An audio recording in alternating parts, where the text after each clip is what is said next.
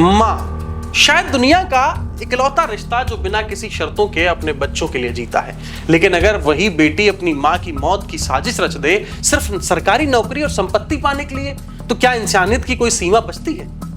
ये किसी फिल्म की कहानी नहीं है। ये मामला राजस्थान की राजधानी जयपुर का है, जिसने पूरे देश को झकझोर कर रख दिया। दरअसल 4 जुलाई की शाम को 45 वर्षीय नीरज शर्मा अपने बेटे को फिजियोथेरेपी सेंटर ले गई थी।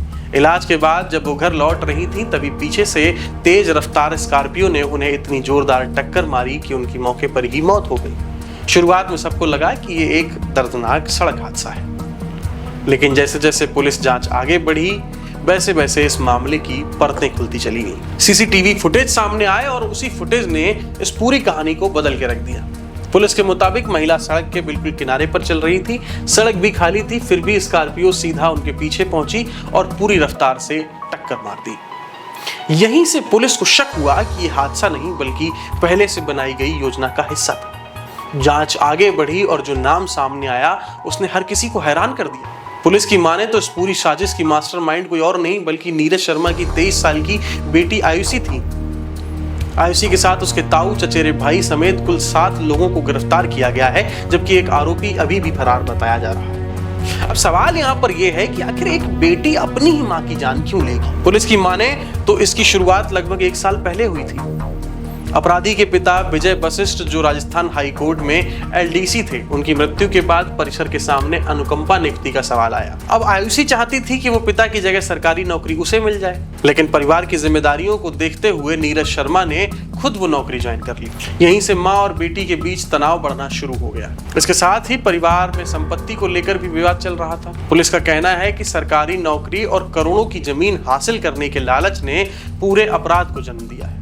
और पड़ोसियों की माने तो आयुषी इसी घर में पैदा हुई थी और कुछ समय पहले वो अपनी माँ से विवाद के बाद दोबारा इसी घर में रहने आई थी। अपने ताऊ व चचेरे भाई के परिवार के साथ रहती थी। पड़ोसियों का कहना है कि वो ज्यादातर समय अपने कमरे में बंद रहती थी, बहुत कम बाहर निकलती थी और किसी से ज्यादा बातचीत भी नहीं करती थी।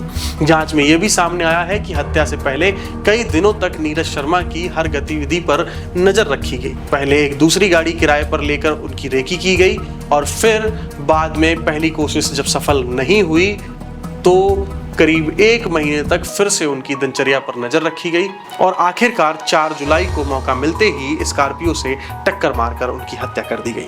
पुलिस का कहना है कि आगरा हाईवे पर स्थित करीब 5 बीघा जमीन भी इस पूरे मामले की एक बड़ी वजह थी।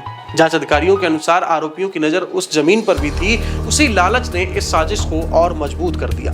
पुलिस का यह भी कहना है कि अगर सीसीटीवी फुटेज सामने नहीं आता तो यह मामला शायद हमेशा एक साधारण सड़क हादसा ही माना जाता, लेकिन कैमरे में कैद हुई कुछ सेकंड की तस्वीरों ने पूरी सच्चाई सामने लाकर रख दी। अब इस मामले में गिरफ्तार आरोपियों से लगातार पूछताछ की जा रही है और फरार आरोपी की तलाश जारी है। सोचिए, एक माँ जिसने अपने परिवार के लिए जिम्मेदारियां उठाई, पति के जाने के बाद घर संभाला, बच्चों का भविष्य बनाने की कोशिश की और उसी माँ की जिंदगी का अंत उसके अपने ही घर के लोगों की वजह से हो गया। अगर पुलिस जांच में सामने आए सभी सबूत अदालत में भी साबित हो जाते हैं तो ये सिर्फ एक हत्या का मामला नहीं रहेगा, ये उस भरोसे की हत्या होगी जिस पर हर माँ अपने बच्चे के साथ पूरी जिंदगी जीती है। आप इस पूरे मामले को कैसे देखते हैं? अपनी राय हमें कमेंट बॉक्स में जरूर बताएं। फिलहाल के लिए इतना ही। आप देख रहे थे न्यूज फीड और मैं शिवम यादव हूं आपके साथ। धन्यवाद।